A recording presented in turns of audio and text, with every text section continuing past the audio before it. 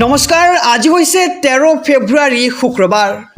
এই মুহূৰ্তত সমগ্ৰ ৰাজ্যবাসীৰ বাবে আহি পৰিছে আজি সন্ধিয়াৰ বহুকেইটা ডাঙৰ খবৰ। জনাইছোঁ আজি সন্ধিয়াৰ প্ৰথমটো ব্ৰেকিং নিউজ। কিমান দিন আৰু অপেক্ষা কৰিব লাগিব? জুবিন গাৰ্গৰ ঘটনাৰ এটা অন্তিম উত্তৰ লাগে। আদালতৰ বাহিৰত আৱেগিক জুবিন গাৰ্গৰ পত্নী গৰিমা শইকীয়া গাৰ্গ। এক ডাঙৰ খবৰ জনাইছোঁ সমগ্ৰ ৰাজ্যবাসীক। জুবিন গাৰ্গৰ ৰহস্যজনক মৃত্যুৰ গোচৰৰ আজি আছিল গুৰুত্বপূৰ্ণ শুনানি আৰু ন্যায়ৰ বাবে অপেক্ষা কৰি ভাগৰি পৰা জুবিন গাৰ্গৰ পত্নী গৰিমা শইকীয়া গাৰ্গ হৈ পৰিল আৱেগিক। কিমান আৰু ধৈৰ্য ধৰিব লাগিব? কিমান আৰু ধৈৰ্য ধৰিম বুলি এতিয়া প্ৰশ্ন কৰিছে চৰকাৰক। আমি আৰু বেছি দিন ধৈৰ্য ধৰি থাকিব নোৱাৰিম, আমাক সোনকালে ন্যায় লাগে।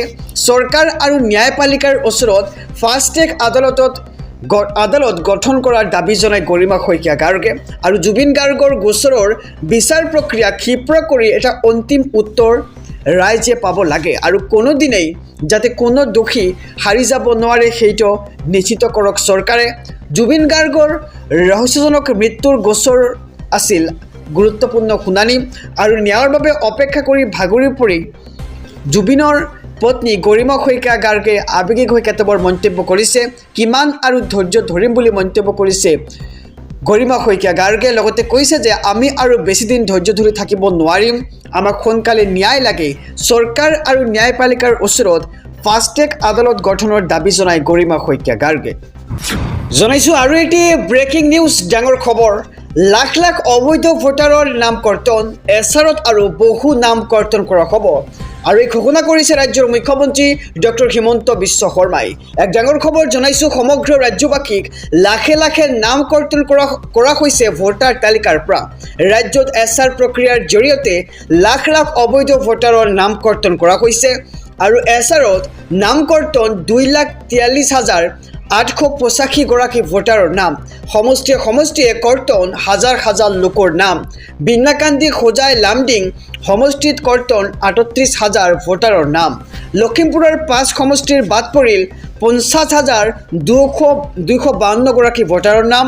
তিনিচুকীয়াত 65,744 জন ভোটাৰৰ নাম কৰ্তন কৰা হৈছে আৰু ইয়াৰ সমান্তৰালকৈ ধুবুৰী জিলাৰ 21,978 গৰাকী ভোটাৰৰ নাম কৰ্তন কৰা হৈছে আৰু বাক্সা জিলাত কৰ্তন কৰা হৈছে 6,421 গৰাকীকৈ ভোটাৰৰ নাম।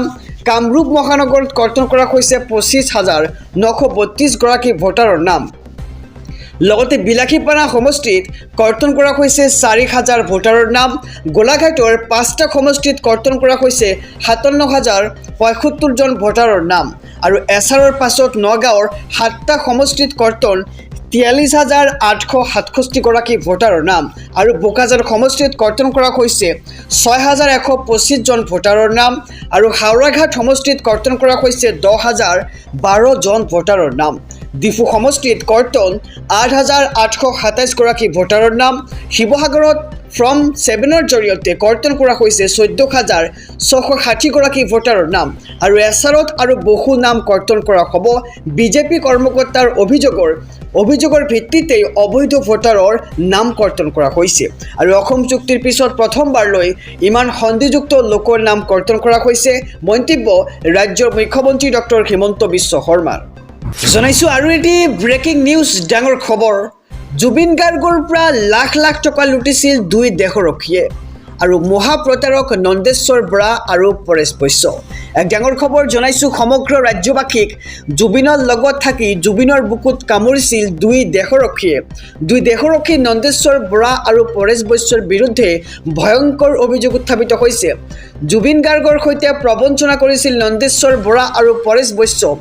2018 বৰ্ষৰ মাৰ্চৰ পৰা জুবিনৰ দেশৰক্ষী হিচাপে কাম কৰিছিল নন্দেশ্বৰ বৰা আৰু 2018ৰ পৰা 2025 বৰ্ষলৈ নন্দেশ্বৰৰ একাউণ্টত জমা হৈছিল 45,30,133 টকা আৰু নন্দেশ্বৰৰ চৰকাৰী দৰমহা 220% অতিৰিক্ত ধন জমা হৈছিল একাউণ্টত আৰু ইয়াৰে 4,12,400 টকা নগাঁও ঘৰৰ পৰা আত্মীয়ই বেংকত জমা কৰিছিল আৰু 1,35,351 টকা কৃষাণু দাসে জমা কৰিছিল নন্দেশ্বৰৰ একাউণ্টত আৰু 3,33,400 টকা জমা কৰিছিল মৃদুপন পাঠকে আৰু 59,600 টকা ৰিদীপ দাসে জমা কৰিছিল নন্দেশ্বৰৰ একাউণ্টত আৰু একাউণ্টত ধন জমা কৰা আটাইকেইজন আছিল সিদ্ধাৰ্থ শৰ্মাৰ ঘনিষ্ঠ আৰু নন্দেশ্বৰক দিয়া এই সমগ্ৰ ধনৰাশি আছিল প্ৰয়াত জুবিন গাৰ্গৰে কিন্তু নন্দেশ্বৰ বৰাই সেই ধনখিনি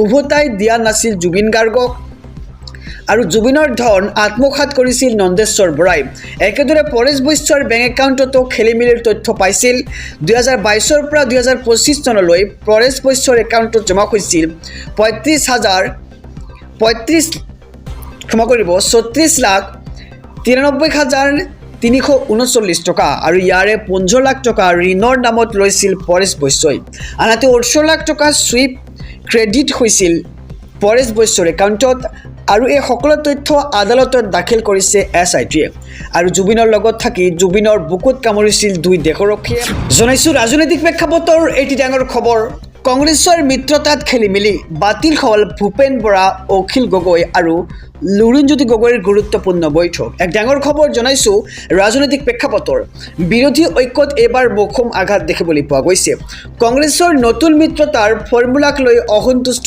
এবাৰ অখিল গগৈ আৰু লুৰিণজ্যোতি গগৈ নিৰ্বাচন চমু চাপাৰ লগে লগেই বিৰোধী শিবিৰত এইবাৰ হাহাকাৰময় পৰিৱেশ নিশাৰ ভিতৰতে কংগ্ৰেছে মিত্ৰতাৰ কৌশল সলনি কৰে ফলত আজি ভূপেন বৰা অখিল গগৈ আৰু লুৰিণজ্যোতি গগৈৰ মাজত হ'বলগীয়া বৈঠক বাতিল হয় আৰু এই ঘটনাই এতিয়া ৰাইজৰ দল আৰু অসম জাতীয় পৰিষদক চৰম অস্বস্তিত পেলাইছে আৰু সাংসদ গৌৰৱ গগৈয়ে এক কঠোৰ স্থিতি গ্ৰহণ কৰিছিল কোনো শক্তিশালী সংখ্যালঘু নেতাৰ অংশগ্ৰহণ অবিহনে মিত্ৰতাৰ আলোচনা আগ নাবাঢ়িব আৰু গৌৰৱ গগৈৰ এই স্থিতিৰ পিছতেই অসম কংগ্ৰেছৰ পৰ্যবেক্ষক জিতেন্দ্ৰ সিঙে মিত্ৰতাৰ দায়িত্বত হাল সলনি ঘটায় কেৱল ভূপেন বৰাৰ হাতত মিত্ৰতাৰ চাবিকাঠি নাৰাখি এতিয়া ৰকিবুল হুছেইনকো দায়িত্ব অৰ্পণ কৰে আৰু ৰকিবুল হুছেইন মিত্ৰতাৰ আলোচনাত সোমোৱাৰ পিছতেই আৰম্ভ হয় খেলিমেলিৰ উজনি অসমৰ আসন বুজাবুজিক লৈ সৃষ্টি হৈছে খেলিমেলিৰ উজনিৰ হিন্দু ভোটাৰ প্ৰধান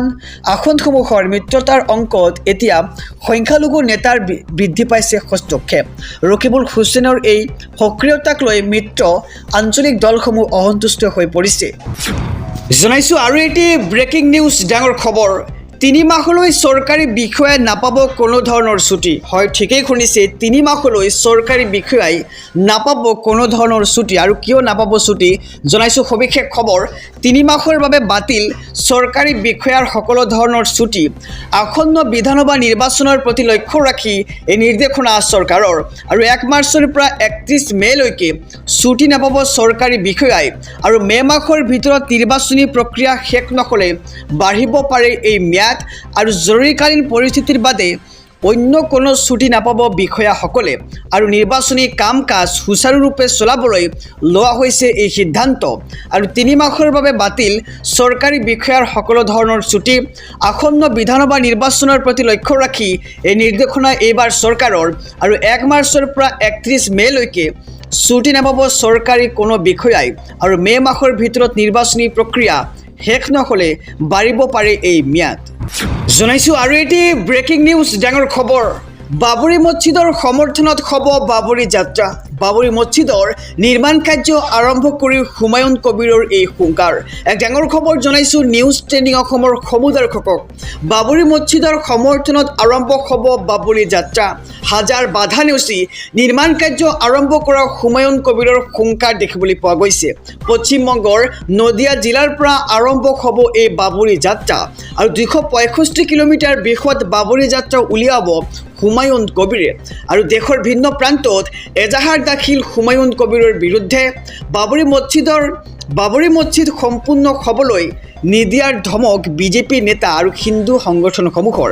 আৰু বুধবাৰে 1200 ইমামৰ উপস্থিতিত আৰম্ভ হৈছিল মছজিদৰ নিৰ্মাণ কাৰ্য আৰু দেশৰ লাখ লাখ মুছলমানে এতিয়া নতুন বাবৰি মছজিদৰ বিৰুদ্ধে থিয় হৈছে আৰু এতিয়া নতুন বাবৰি মছজিদৰ বাবে সমৰ্থন গোটাবলৈ সাজু হৈছে হুমায়ুন কবিৰ আৰু বাবৰি মছজিদৰ সমৰ্থনত আৰম্ভ হ'ব বাবৰি যাত্ৰা আৰু পশ্চিমবংগৰ নদিয়া জিলাৰ পৰা আৰম্ভ হ'ব এই বাবৰি যাত্ৰা আৰু হাজাৰ বাধা নেওচি নিৰ্মাণ কাৰ্য আৰম্ভ কৰা হুমায়ুন কবিৰৰ এই হুংকাৰ জনাইছোঁ আৰু এটি ব্ৰেকিং নিউজ ডাঙৰ খবৰ জুবিন গাৰ্গে ন্যায় পাবলৈ 20 বছৰ লাগিব এক ডাঙৰ খবৰ জনাইছোঁ হিয়াৰ আমটো জুবিন গাৰ্গে ন্যায় পাবলৈ 20 বছৰ পৰ্যন্ত লাগিব আৰু জুবিন গাৰ্গে ন্যায় পাবলৈ 20 বছৰ লাগিব নিয়মীয়া শুনানিৰ অন্তত এবাৰ ক্ষোভ অধিবক্তাৰ শ্যামকানু মহন্তই দাখিল কৰা 3 আবেদনৰ শুনানি সম্পন্ন কৰা হৈছে আৰু 16 ফেব্ৰুৱাৰীতে ৰায়দান দিব আদালতে আনহাতে সিদ্ধাৰ্থই দাখিল কৰা